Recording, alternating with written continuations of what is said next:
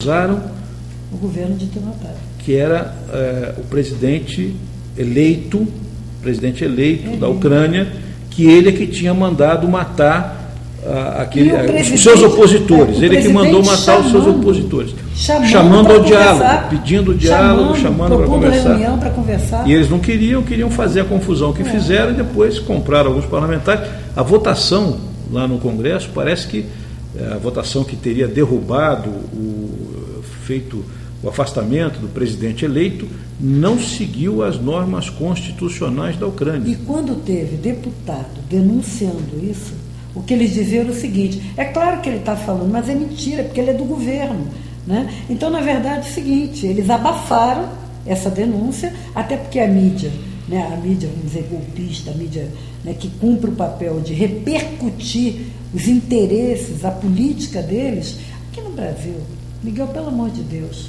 quando você vai lá e vê as coisas, e vê aqui no Brasil como é noticiado no Brasil, você não está falando a mesma coisa. As agências internacionais repetem as imagens e os documentos, mas aqui, por exemplo, veja só, sobre essa questão da Ucrânia, o correspondente da Globo, o jornalista da Globo que está cobrindo a Ucrânia, isso eu assisti, você também que está nos assistindo deve ter visto no jornal, se não me engano, no jornal das 10, eu vi no jornal das 10, no jornal da Globo, denunciando, dizendo que os assassinatos que haviam ocorrido na noite anterior, que criou aquele clima todo para ver o golpe lá de Estado, estavam documentados como assassinatos promovidos não pelas forças governamentais do presidente, mas pela própria oposição. Então, quer dizer, assassinaram para criar o clima, certo? Tocaram fogo, fizeram aquelas coisas e tal, e compraram alguns deputados para poder dar o golpe que deram na Ucrânia. Depois disso, a Crimeia já fez um plebiscito, já decidiu seguir aliado. 96%. 96%. E os Estados Unidos, no momento seguinte, falou: não reconheço. Quer dizer, o povo de lá fala e quem deu o golpe, tem uma foto aí, Carol, posiciona aí para mim, por favor, aquela foto. Quem deu o golpe lá, vocês vão ver o cartaz aí de uma manifestação, foram os fascistas, os nazistas, as forças fascistas, nazistas, foram varridos na Segunda Guerra Mundial, derrotados na Segunda Guerra Mundial, chegaram agora, indicaram um primeiro-ministro, o interventor na Ucrânia oriundo e participa das manifestações dos nazistas ucranianos, num grupo extremamente minoritário dentro da própria Ucrânia. Você tem as fotos dessas manifestações, né? Vou ver se eu consigo mostrar uma delas aqui a vocês. Agora, os americanos respaldaram a volta da Ucrânia, né? A volta dos nazistas, a tentativa de colocar os nazistas, os fascistas ucranianos de volta ao poder na Ucrânia, através de um golpe de Estado. Né? E que no dia 9 de maio agora, Miguel, que é o dia que a Europa comemora a derrocada do fascismo, nós, inclusive, a FEDIM vai estar fazendo essa reunião e vamos pegar, inclusive, nessa data. Você não está fazendo reunião lá? Lá, na Rússia? Na Rússia. Né? E nós vamos para as ruas nesse dia. Né? Por quê? Na verdade, na Ucrânia mesmo, eles já não conseguem manter aquele nível de mobilização que eles fizeram antes, exatamente porque eles abriram o jogo no momento seguinte, colocando pessoas reconhecidas dentro da sociedade da Ucrânia, como nazistas, fascistas, pessoas que a Ucrânia já tinha tirado, né, de cena. Então, criou-se uma situação que já não está tão fácil de mobilizar. Né? Porque para apoiar isso, eles não levam mais aquela quantidade de gente para a rua, porque o povo não está conseguindo fazer isso. E no dia 9 de maio, eu tenho certeza que nós vamos fazer com a sociedade da Ucrânia, com todos os democratas daquele país e com, né, as 33 países, né, que vão estar participando da reunião da FEDIM, de todos os continentes, nós vamos estar fazendo um grande ato contra o fascismo e denunciando né, esses que agora estão lá, né, dizendo que são os governos. Mas a Hillary Clinton, tá aí, vocês estão vendo aí essa manifestação que é feita lá na Ucrânia, essa fotinho que está aí, certo? Era a foto de uma liderança, um general, certo? Quer dizer, que participou ao lado dos nazistas da Segunda Guerra Mundial, quer dizer, querendo retornar, né, o espírito nazi-fascista na Ucrânia, certo? Povo, inclusive, que a Ucrânia que perdeu milhões dos 10 ou 11 milhões de russos que faleceram, que morreram. O ucraniano foi um dos principais países que mais perdeu dos seus filhos com o nazifascismo. Mas a Hillary Clinton está dizendo que o nazista é o Putin, que o Putin é que é o nazista. Como Miguel, é que você vê essa questão? Você sabe que teve uma época que nós tivemos um debate intenso na FEDIM. A Hillary Clinton estava, na época, aparecendo como a candidata americana, estava disputando lá os votos dentro do partido, né, democrata, com o Obama para ser a candidata, e uma das organizações nacionais, né, filiadas à FEDIM dos Estados Unidos, estava com aquele discurso fácil. Eu digo fácil porque a gente adora, às vezes, um atalho, né? Então dizia o seguinte: não, mas pela primeira vez nós vamos ter uma mulher na presidência dos Estados Unidos. Eu dizia, gente, calma, não é o gênero do candidato que vai definir se o país vai ficar melhor ou não, né? A Elizabeth Thatcher nunca foi um exemplo de mulher daquilo que a gente considera os princípios femininos, os princípios, né, que norteiam as mulheres no mundo todo, de lutar pela integração social, lutar pela presença da mulher dentro da sociedade, a defesa da família, a defesa do trabalho. Não é bem assim, né? Porque é mulher. Eu quero saber o que ela pensa. Eu estou até triste. Quando eu falo isso, eu penso no meu país, eu já fico um pouco triste. Vamos falar sobre isso daqui a pouquinho. Só para lembrar, mas só te dizendo isso. Na época, nós conseguimos, dentro da FEDIM, dizer que a Hillary Clinton, né, naquele momento, era o que mais significava, né, o belicismo no mundo. Naquele momento. Né, ela vinha colocando as questões do Afeganistão, tinha sido... Ela, pelo visto, agora, para conquistar, ela pretende voltar a ser candidata. O Obama vai terminar o seu mandato, e o Obama, que já tem feito aí uma série de discursos e se pronunciado a favor das agressões e da muito distante do que são as tradições do Martin Luther King e dos melhores filhos negros do povo americano, né? Que ele se aproximou para se eleger. Que ele utilizou para poder se eleger, traindo essas relações e a sua origem, quer dizer, defendendo abertamente a política agressiva. E a Hillary parece que para poder crescer politicamente, já que a eleição lá não é o povo que decide, a eleição lá nos Estados Unidos é movida à base do dinheiro, e quem tem o dinheiro são os grandes bancos, os cartéis, as indústrias de petróleo, o setor militar, belicista e tal. Então é o seguinte, é o discurso da guerra. Quer dizer, a Hillary parece que aderiu ao discurso da guerra, né? E estamos correndo o risco de ter uma presidente americana mais belicista do que os que lá estiveram, os homens que lá estiveram. Mas isso é terrível. Mas falamos um pouquinho da Ucrânia, mas aqui do nosso lado, lado do Brasil, certo? Nós estamos aí com a Venezuela, que você teve lá o Congresso, participou lá do Congresso ao lado do presidente Hugo Chávez, ele que travou uma luta hercúlea, heróica, certo? Quer dizer, para libertar, aí nós estamos vendo as imagens, né, do Congresso da Maria Leão, que é a presidenta Venezuela, do Instituto da Mulher lá. É essa que está ao microfone. E a outra que está ao lado dela? A outra é Esquer Kokoma, ela é parlamentar do Parlamento Europeu e do Chipre. Né? Ela é deputada no Parlamento Europeu pelo Chipre. E ela é vice-presidente da FEDIM. Ao lado dela está Elizabeth Tortosa, venezuelana, também vice-presidente da FEDIM. Já do meu lado, do lado de cá, você vai ver Mayada Abbas, que é vice-presidenta também pelo mundo árabe. Nós temos uma presidenta por cada continente. Né? Essas são, então, da Europa, da América e dos países árabes que estão aí na foto. Bem, então nesse congresso na Venezuela, isso foi 2006. 2007. Nós estamos em 2014, 7 anos depois, o presidente Hugo Chávez faleceu já tem algum tempo, antes ainda. Volta aqui para o estúdio, faça favor. Nós tivemos então o falecimento do presidente Hugo Chávez, tivemos a eleição do presidente Maduro, né?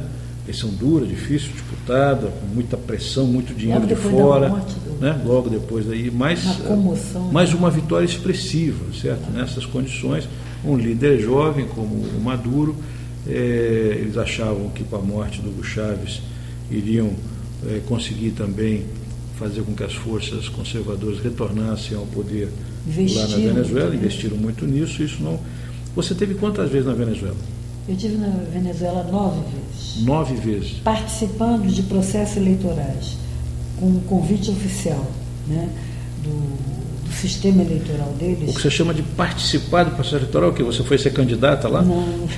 Eu fui assistir às eleições. Você foi fiscalizar, observar a lisura, observadora internacional. Eu, Jimmy Carter, aliás, a gente ficou nas mesmas escolas. Você, o ex-presidente Jimmy Carter. Dos Estados Unidos, Ramsey Clark, americano. Você tinha lá representantes da Anistia Internacional.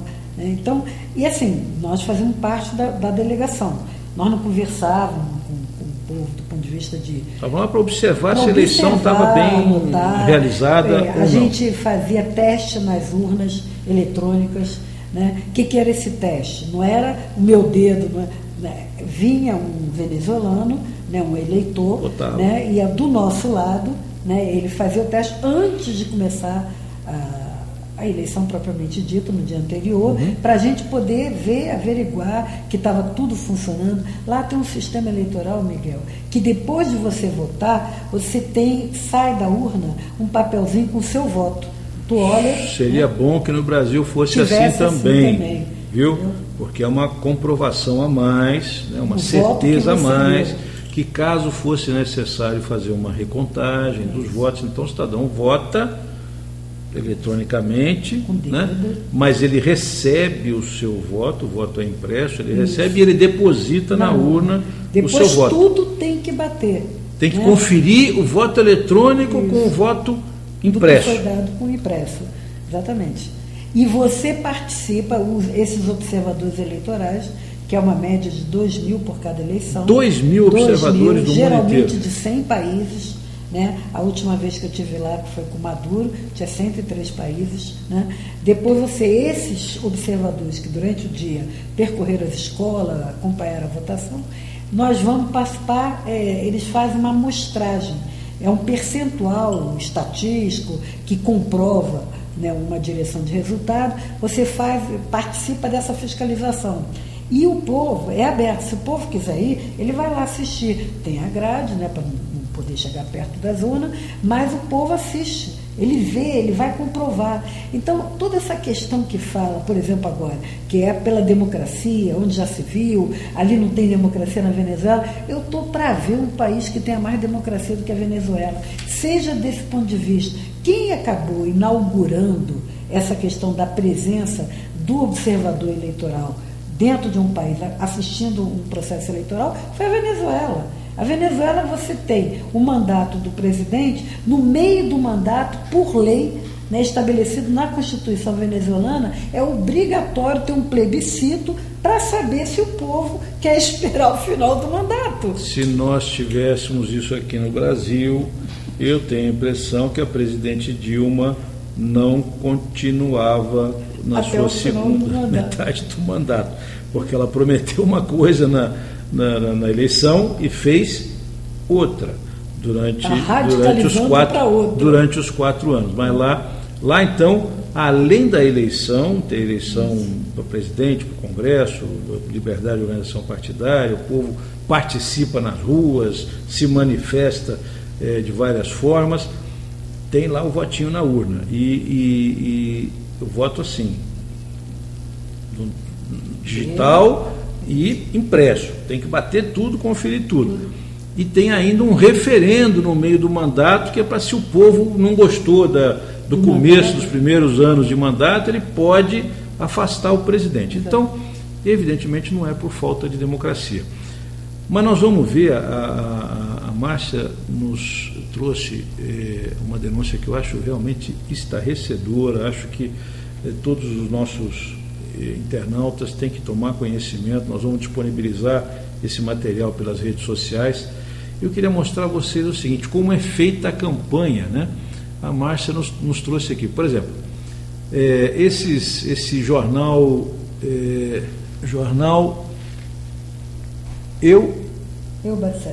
Bacete, né? Denuncia abuso da Guarda Nacional, depois diz Nicolás Maduro que é mentira. Eles mostram uma foto, não sei se está visível aí para vocês, da Guarda Nacional colocando uma arma, né?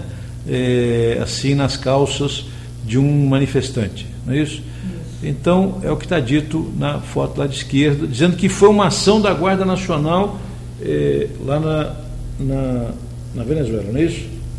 Inclusive jogando a culpa no Nicolás Maduro. No entanto, essa mesma fotografia aparece no dia 11 de outubro de 2011, como vocês estão vendo aí, é a mesma foto, né? Em outro país, no Chile, certo? Onde lá realmente a guarda, a polícia daquele país pegou um fotógrafo, um freelance, né, o Francisco Maturana, e tentou colocar uma arma nele para caracterizar que ele estava armado e tal, né? Mas os caras, quer dizer, uma coisa que foi feita em 2011 foi utilizada como se fosse algo que aconteceu. 2011 no Chile foi utilizada como se tivesse acontecido em 2014 ou 2013 na Venezuela, certo? O El Universal, que na época era um jornal que era absolutamente contra o Chávez, depois ele ficou com medo, parou de vender, ele começou a amenizar um pouco, mas na época, isso foi mais ou menos em 2006, nós fizemos um grande evento lá na Venezuela e o Chávez foi no encerramento, né? E ele ganhou da Maria Leão, que foi aquela moça que eu mostrei na foto, ele ganhou uma rosa vermelha, né? Em sinal do amor das mulheres da Venezuela pelo seu presidente. E ele, quando foi falar, foi para o púlpito falar, ele pegou aquela rosa vermelha e falou que ele dedicava aquela rosa vermelha à mãe dele, que estava no plenário, né? E a todas as mulheres do mundo representadas pela FEDIM, e segurando a rosa assim, mostrando a rosa para o público. No dia seguinte, a matéria era assim, a foto era a página inteira aberta do Universal, né? Era o Chávez com uma arma na mão. E embaixo dizendo, Chávez diz que com esse revólver vai matar o imperialismo. Ninguém falou isso no evento, não teve essa frase, né, que seria matar o imperialismo. Aquilo não era uma arma, era uma flor vermelha. E eu não acreditava. Então eu, na época, dei muitas entrevistas, porque eu fiquei muito chocada. Eu falei, gente... Vamos ver, mas é que são várias imagens. A próxima, por favor. Aí também trata-se de uma agressão, não é isso? Isso. Aí são os twitters, né? São a ação dos anti-chavistas, anti-maduristas, anti-PSUV, denunciando agressões, papapá, etc. e tal, né? Assassinos fascistas do PSUV. Só que essa foto está ao lado, né? No portal A Mirada do Mendigo, refere-se a um jovem que foi espancado e torturado em 2005 pela polícia espanhola. Quer dizer, então uma foto, uma ocorrência, violência policial, que a gente sabe que acontece, de outro país, acontecido na Espanha em 2005, virou uma agressão dos assassinos fascistas do PSUV, segundo a oposição venezuelana, nos twitters da vida e nas redes sociais, virou uma coisa contra o Chávez. A próxima foto. É realmente impressionante a campanha. Essa daí, inclusive, eu achei realmente... é uma manifestação. Do lado esquerdo, né, você vê uma manifestação dizendo assim: vejam todos a mega imensa cadeia que fizeram na cidade de Táchira, que é na Venezuela, não é isso, Márcia? Isso. Cidade importante. Isso. Então, é uma manifestação dos partidos de oposição monstruosa, gigantesca, certo? Mas essa foto, vocês vão ver do lado direito, né? Ela é uma foto feita na Catalunha, na região lá da Barcelona, de Barcelona, na Espanha, em setembro de 2013. Eu me lembro dessa manifestação, qualquer um pode se lembrar que realmente lá os catalães defendem a autonomia, a independência da Catalunha em relação à Espanha, são muito organizados, é uma luta de muitos milênios, eles querem lá a sua independência, fizeram uma manifestação realmente muito massiva, um abraço, né, usando as estradas. Você está vendo uma rodovia, certo? Cheia de espanhóis, que eles transformaram numa manifestação na cidade de Táchira, certo? Na Venezuela, como sendo uma manifestação da oposição. Quer dizer, a oposição não consegue fazer manifestações dessa magnitude, com esse nível de organização. Foram buscar uma manifestação na Espanha para mostrar como o povo está organizado contra o PSUV. A próxima foto. Aqui é a mesma coisa, né? Soldados, jornalistas, né, que são roubados e golpeados por documentar. Então é perseguição contra a imprensa. Parece que então os chavistas e o Maduro que não querem que a imprensa diga a verdade, né? Não querem que a imprensa diga a verdade. Mas isso, como vocês veem, é uma foto que foi retirada do site do jornal Los Tiempos Internacional, de 17 de junho de 2011. Quer dizer, então uma foto de um outro país, de um outro ano, de uma outra realidade, certo, que é utilizada como sendo perseguição aos jornalistas pela Guarda Nacional ou pelos militantes do partido PSUV, para o quê? Jogar, evidentemente, a imprensa mundial, jogar os democratas do mundo todo, os governos dos outros países contra, porque lá então está faltando democracia, está faltando liberdade de imprensa. Mas as redes sociais está muito clara quem é quem, né? Novamente aí, o povo na rua, a ditadura, foi um estudante que foi baleado. Um estudante que foi baleado, e ao lado, né, a imagem corresponde a eventos no Rio de Janeiro em junho de 2013. Ou seja, no certo? Brasil. Quer dizer, eles dizem que houve lá um estudante baleado, e aqui aconteceu, pegaram uma foto brasileira para dizer que tinha acontecido alguma coisa na Venezuela, uma ação dessas da polícia, da Guarda Nacional contra o povo, contra os manifestantes populares. A mesma coisa aqui, né? Tuiteiros garantem que uma criança foi ferida em Táchira por anfitriões bolivarianos, né? Táchira, o presidente, é ligado ao Maduro, o governador. Por isso que eles fazem muita pressão sobre... Ele é uma pessoa muito importante no PSV, sim. Governador. E aí então você vê ao lado a imagem crua de uma criança ferida chorar ao ser servido, na verdade, corresponde à Síria, né? Um país que está em guerra. Então, uma criança que foi ferida na guerra lá na Síria, né? Essa crise que está havendo lá, provavelmente por uma bomba, foi apresentada como uma criança atingida também lá em Táchira, nessa região onde se diz que o governador é do PSUV também. Próxima imagem, por favor. Então, na verdade, aqui acho que foram 5 ou 6 imagens. A Márcia nos mandou quase 20, que nós não temos tempo, condições de mostrar, mas nós vamos disponibilizar a todos vocês pelas redes sociais para que vocês verifiquem a falsidade, a mentira, a tentativa. Isso é orquestrado, esses twitters, esses sites, esses blogs, as agências de notícia que abastecem, certo? Para criar esse clima e obrigar o governo venezuelano a se explicar, a defender, a fazer mais uma eleição, a mostrar que é democrático, etc. e tal, e o povo sofrendo, né? Eles ao mesmo tempo retirando produtos das grandes cadeias de supermercados ligados ainda as forças pró-americanas sumindo com abastecimento, prejudicando o abastecimento, e agora, gerando crise econômica, uma desabastecimento. Pressão em cima do governo brasileiro, em cima do ministro, da própria Dilma, né, da Unasul, que é a União dos Países, né, latino-americanos, uma pressão enorme para que eles retirem qualquer apoio a esse louco desse Maduro. Né? Você vê, inclusive, alguns editorialistas falando que é um absurdo o Brasil ainda não ter vanguardiado no nosso continente pela retirada do Maduro da presidência. Quer dizer, eles armam, como fizeram na Ucrânia, eles armam, né, toda uma situação interna. Já tinha sido assim no golpe, né, no golpe de 2002 contra o Chaves, que eles chegaram... Eles quase, né, mataram o Chaves.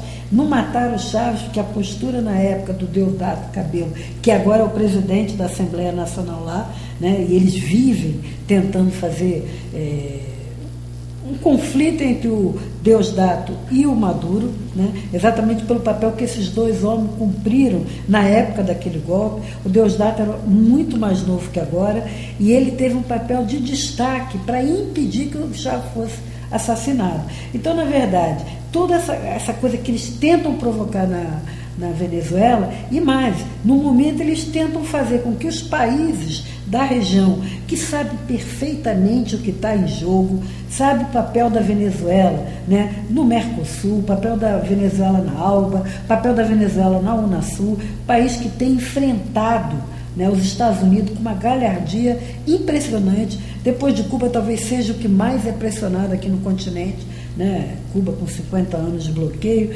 enfim. Então, essa pressão toda que estão fazendo, inclusive sobre o Brasil, para que o Brasil retire o apoio à democracia na Venezuela. Porque na hora que você aceitar retirar o presidente Maduro do poder, o homem que foi eleito pelo povo da Venezuela, né, que está cumprindo o papel de governante que o povo determinou que cumprisse, né? Então, na verdade, nós temos essa situação.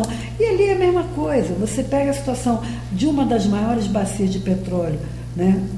É a Venezuela. Você pega o papel do petróleo na Venezuela para o desenvolvimento da Venezuela, né, para a criação de emprego, para a criação, né, da educação, as universidades. A Venezuela acabou com o analfabetismo daquele país, erradicou, entendeu? Então, e não é todo mundo que erradicou, é o quinto país no mundo que conseguiu em pouquíssimo tempo fazer isso. Então, na verdade, a Venezuela hoje é um exemplo para nós latino-americanos, para nós da América, né? E eles querem... Mas tem um problema aí, Márcia, que é o seguinte: pois é, houveram as conquistas sociais promovidas pelo governo do presidente Hugo Chávez, e o Maduro agora luta muito para conseguir levar isso adiante. Mas eu acho que, na verdade, eles querem passar um recado, os cartéis americanos, os banqueiros, a indústria belicista que controla, infelizmente, inclusive o próprio governo americano.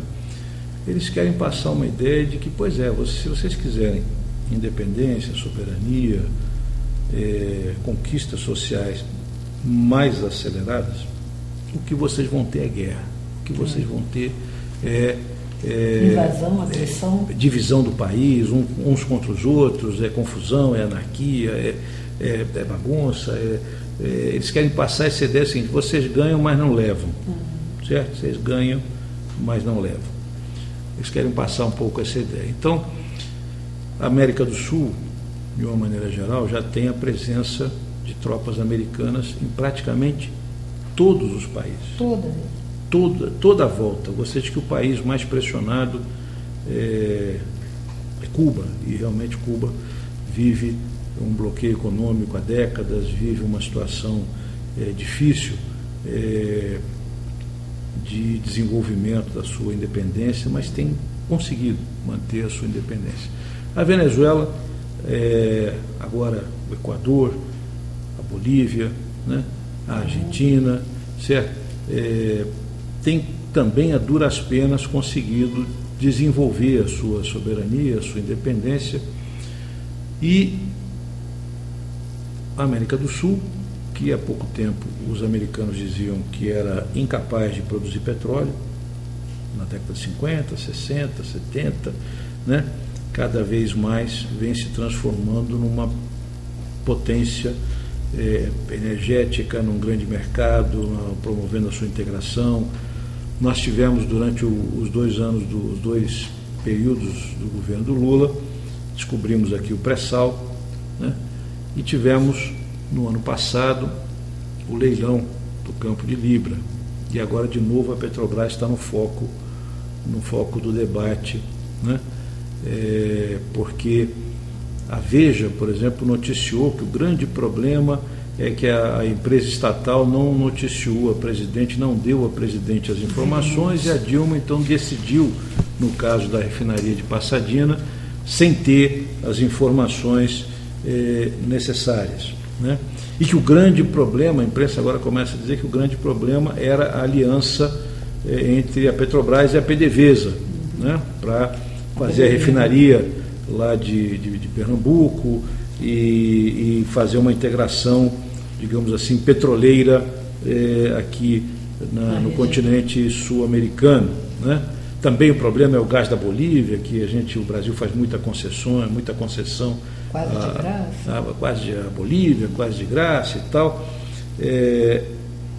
Então existem setores que na verdade gostariam, querem, pretendem, né? A presidente Dilma se elegeu, Márcia, fazendo um discurso dizendo que o Serra queria privatizar a Petrobras, dizendo que privatizar a Petrobras era entregar o nosso pré-sal para empresas estrangeiras. Falou isso no programa de debate? Falou isso no programa, falou no debate na televisão, defendeu isso na campanha, se elegeu com esse discurso, e o que nós vimos depois, que foram feitas uma série de denúncias, inclusive daquele agente americano que pediu asilo na Rússia, o Snowden, né, que denunciou a maneira como os americanos monitoram todas as nossas comunicações, e particularmente a Petrobras, a presidente Dilma, os nossos políticos, certo? Quer dizer, monitoram tudo e tal. Escutam tudo, monitoram tudo.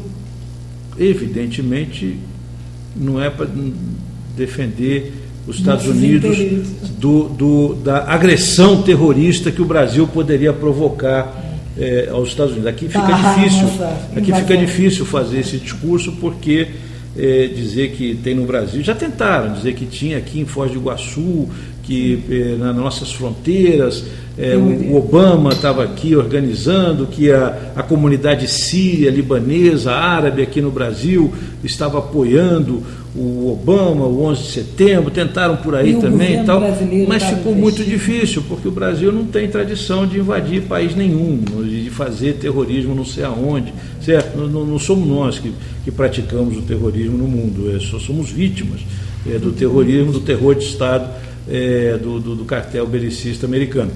Mas eles agora estão com esse discurso que não é Passadina, é Petrobras, o problema da Petrobras, estão de olho no nosso petróleo, fizeram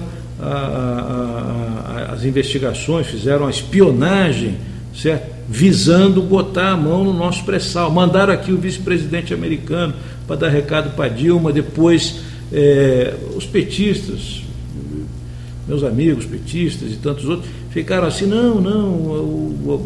o Lula, o governo Dilma quer fazer esse leilão, mas o objetivo é que os chineses pediram para fazer uma aliança e tal, houve uma armação do Lula com a China, então é para fortalecer a política dos BRICS, né? Brasil, Rússia, Índia e China, África do Sul, que são os países que estão lutando em desenvolvimento, para se unirem contra as pressões das potências estrangeiras. Então criou-se esse clima, mas quem levou o pré-sal mesmo foram os americanos, foi a Shell, que ficaram com metade do nosso maior campo de petróleo, que é o Campo de Libra. Então, Márcia, a situação internacional se agravou, assim, a ameaça real de agressão, Mas você não acha que tem um blefe aí, que tem uma tentativa de intimidar as nações em conquistar a sua independência? Na verdade, o fato deles virem dessa forma para cima do nosso continente, em países estratégicos dentro do continente, né? Então você pega a situação Venezuela de um lado, agora o Brasil, Miguel. Brasil que vinha num processo de avanço da democracia, de avanço, você pega o mercado interno, né? O mercado interno é aquela coisa, na Venezuela faz parte da Constituição deles, que o mercado interno é patrimônio nacional, está escrito na Constituição, né? Aqui no Brasil nós vimos crescendo, né, a participação dos trabalhadores, do salário dos trabalhadores, com o aumento, né, do salário mínimo, investindo no mercado interno. Nossa situação hoje, nós não temos mais esse tipo de crescimento do nosso salário mínimo, muito pelo contrário. O nosso mercado interno já não consegue mais, né, atender às necessidades de desenvolvimento do Brasil. Quando o Lula saiu, o crescimento do Brasil era 7%. Eu me lembro que a Globo ficava desesperada, falando isso vai quebrar o Brasil. O Brasil não está preparado para crescer, o Brasil não tem infraestrutura. Ué, mas está com dinheiro, está crescendo, monta, faz a infraestrutura, não é essa a questão, né? Mas era uma pressão contra a política do presidente Lula, que era isso, baseado no mercado interno. O dinheiro do BNDES na época não era que nem agora, que é tudo para as grandes empresas. O dinheiro brasileiro entrega na mão dos estrangeiros para vir aqui comprar nossas empresas brasileiras, não compra com o dinheiro deles, compra com o dinheiro do BNDES, que é nosso. Mas houve uma inflexão da política internacional do presidente Lula para o presidente Dilma. O presidente Lula realmente procurou desenvolver a aliança do Brasil com os países do nosso continente sul-americano, procurou abrir e desenvolver as relações com a África, procurou desenvolver as relações do Brasil com os BRICS, sem, evidentemente, ter boas relações, como é preciso ter com os países de todo o mundo, mas não deixar o país, o Brasil, refém, né? Refém dos interesses americanos e europeus, que na verdade não são tão europeus assim, porque quem manda na Alemanha, quem manda na Espanha, as empresas de telefonia, da Itália, tem lá os italianos sócios, os espanhóis sócios e tal, mas quem manda nos grandes conglomerados europeus são os próprios americanos, certo? Que depois da Segunda Guerra conseguiram ocupar posições de comando no Japão, na Europa, importantes no sistema financeiro.